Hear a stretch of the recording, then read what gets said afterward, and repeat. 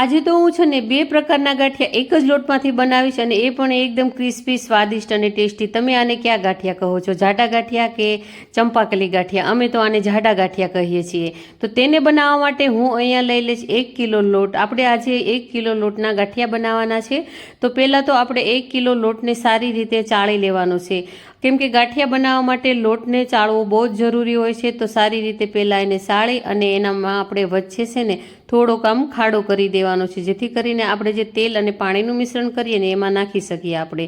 તો આપણે અહીંયા લઈ લેવાનું છે 1 કપ તેલ અને એમાં 1 કપ પાણી નાખવાનું છે અને 2 ચમચી નાખવાનું છે પાપડનો ખારો અને 1 ચમચી નાખવાનું છે મીઠું. મીઠું તમે ધ્યાનથી નાખજો, કેમ કે આમાં ઘણી વખત મીઠું વધી જતું હોય ને તો ગાંઠિયા સારા નથી લાગતા, ખારા લાગે છે. તો થોડું મીઠું આપણે ધ્યાનથી નાખવાનું. તો બસ જે મિશ્રણ આપણે બનાવ્યું છે ને એ મેં 7 થી 8 સેકન્ડ માટે મિક્સરમાં થોડું આમ ચલાવી લીધું છે, એટલે સારી રીતે બધું મિક્સ થઈ ગયું છે. મિશ્રણ આપણે લોટમાં નાખી દેવાનું છે અને 2 થી 3 ચમચી એમાં અજમો નાખી દેવાનો છે, કેમ કે 1 કિલો લોટ છે તો અજમો થોડો આપણે વધારે એડ કરવાનો છે.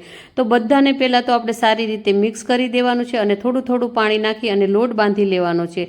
કેમ કે ગાંઠિયાનો લોટ બાંધવો બહુ જ અઘરો હોય છે, કેમ કે એકદમ ભારી થઈ જાય છે, આપણા હાથ પણ દુખવા લાગે છે.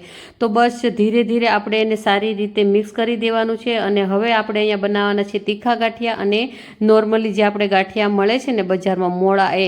તો જે તીખા ગાંઠિયા બનાવવાના છે ને એ લોટ મેં 2 ભાગનો રાખ્યો છે. તો એમાં મેં 1 ચમચી ચીલી ફ્લેક્સ નાખ્યો છે અને 2 ચમચી નાખ્યો છે મરચું પાવડર. તો એને પણ આપણે સારી રીતે પાણીવાળો હાથ કરી અને મિક્સ કરવાનું છે અને ઓલા લોટને પણ સારી રીતે આપણે એકદમ હલાવી અને સ્મૂથ બનાવી દેવાનો છે. તો જેટલા લોટને આપણે પહેલાં ગાંઠિયા બનાવવાના છે ને એને પણ આપણે પાણીવાળો હાથ કરી અને એકદમ મસળી લેવાનું છે 2 થી 3 મિનિટ સુધી. અને જે જારા ઉપર આપણે ગાંઠિયા બનાવવાના છે ને એ જારાને આપણે ઉપર તેલ લગાડી દેવાનું અને તેલ ગરમ કરવા મૂકી દેવાનું. તેલ ગરમ થઈ જાય ને એટલે આવી રીતે આપણે ગાંઠિયા પાડી દેવાના છે અને ગેસની ફ્લેમ આપણે અહીંયા મીડિયમ રાખવાની છે. તેલ પહેલાં તો એકદમ ગરમ થયેલું હોવું જોઈએ, તો આપણા જે ગાંઠિયા છે ને એકદમ ક્રિસ્પી અને એકદમ અંદરથી સોફ્ટ બને છે. તો આવી રીતે ગાંઠિયા હું બનાવીને તૈયાર કરું છું. તો ફ્રેન્ડ, તમને આ રેસીપી કેવી લાગી? અગર સારી લાગી તો પ્લીઝ રેસીપીને લાઇક કરજો, શેર કરજો અને સબસ્ક્રાઈબ કરવાનું ના ભૂલતા. તો બસ અહીંયા આપણા બંને પ્રકારના ગાંઠિયા બનીને તૈયાર થઈ ગયા છે, તમે જોઈ શકો છો.